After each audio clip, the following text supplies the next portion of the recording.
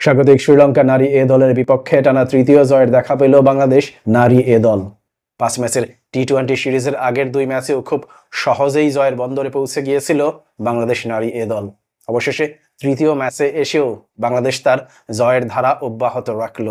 আমরা যদি প্রথম টি-20 ম্যাচের দিকে তাকাই তাহলে দেখতে পাই প্রথম ম্যাচে শ্রীলঙ্কার বিপক্ষে 7 উইকেটের একটা জয়ের দেখা পেয়েছিল বাংলাদেশ, যেখানে শ্রীলঙ্কা আগে ব্যাটিং করে নির্ধারিত 20 ওভার শেষে 7 উইকেটের বিনিময়ে 112 রান করতে সক্ষম হয়েছিল।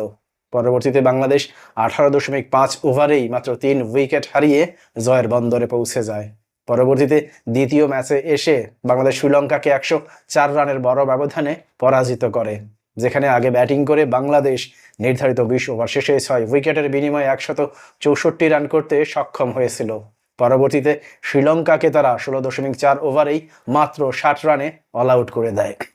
অবশ্য আজকের এই জয়টি কিন্তু প্রথম 2 ম্যাচের মতো অত বড় ব্যবধানে না। আজকে হাড্ডাহাড্ডি লড়াই শেষে অবশেষে বাংলাদেশ শ্রীলঙ্কাকে 10 রানের ব্যবধানে পরাজিত করতে সক্ষম হলো এবং আজকের এই জয়ের মধ্য দিয়ে 5 ম্যাচের এই টি-20 সিরিজ 2 ম্যাচ বাকি থাকতেই নিজেদের করে নিতে সক্ষম হলো বাংলাদেশ এ নারী দল। আমরা যদি আজকের ঘটনাবহুল এই ম্যাচের দিকে তাকাই তাহলে দেখতে পাই আজকের এই ম্যাচের শুরুতেই টসে জয়ী হয়েছিল বাংলাদেশ এবং টসে জয়ী হওয়ার পর নিজেরাই প্রথমে ব্যাটিং করার সিদ্ধান্ত নেয়।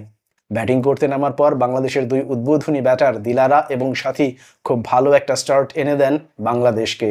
এই 2 উদ্বোধনী ব্যাটার 17 বল মোকাবেলা করে 28 রানের একটা কার্যকর পার্টনারশিপ গড়ে তুলেছিলেন, কিন্তু বিপত্তি বাধে এই জুটি ভাঙার পর।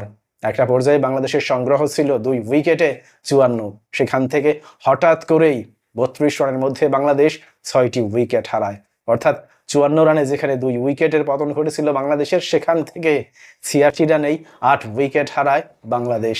পরবর্তীতে 5 নম্বরে ব্যাটিং করতে নামা ঋতু ভালো একটা ইনিংস খেলার কল্যাণে শেষ পর্যন্ত বাংলাদেশ নির্ধারিত 20 ওভার শেষে 9 উইকেটের বিনিময়ে 97 রান করতে সক্ষম হয়। বাংলাদেশের হয়ে উদ্বোধনী ব্যাটার সাথী রানী 26 রান করেন এবং 5 নম্বরে ব্যাটিং করতে নামা ঋতুমণি শেষ পর্যন্ত 25 রানে অপরাজিত থাকেন। অন্যদিকে শ্রীলঙ্কার হয়ে মালশা শেহানি 4 ওভার বোলিং করে 12 রানের বিনিময়ে 4টি উইকেট শিকার করেন। পরবর্তীতে 98 রানের জয়ের লক্ষ্যে ব্যাটিং করতে নামার পর পাওয়ার প্লের মধ্যেই নিজেদের প্রথম 3টি উইকেট হারিয়ে বড় ধরনের একটা ধাক্কা খায় স্বাগতিক শ্রীলঙ্কা। যদিও পরবর্তীতে কৌশানী এবং সান্দামানি প্রতিরোধ করার চেষ্টা করেছিলেন, কিন্তু বাংলাদেশি বোলারদের নিয়ন্ত্রিত বোলিংয়ের সামনে এই 2 ব্যাটারও খুব বেশিক্ষণ টিকতে পারেননি, যে কারণে নির্ধারিত 20 ওভার শেষে 8 উইকেটের বিনিময়ে 87 রানের বেশি করতে সক্ষম হয়নি শ্রীলঙ্কা। অর্থাৎ শেষ পর্যন্ত হাড্ডাহাড্ডি লড়াইয়ের এক ম্যাচে 10 রানের পরাজয় মেনে নিতে বাধ্য হয় শ্রীলঙ্কা। আজকে বাংলাদেশের হয়ে দলীয় অধিনায়ক রাবেয়া, নাহিদা এবং মারুফা প্রত্যেকেই 2টি করে উইকেট শিকার করেন। রাবেয়া 22 রানের বিনিময়ে 2টি উইকেট শিকার করেন। নাহিদা এবং মারুফা প্রত্যেকেই 16 রানের বিনিময়ে 2টি করে উইকেট শিকার করেন। এর বাইরে ফাহিমা এবং সুলতানা প্রত্যেকেই 1টি করে উইকেট শিকার করেন।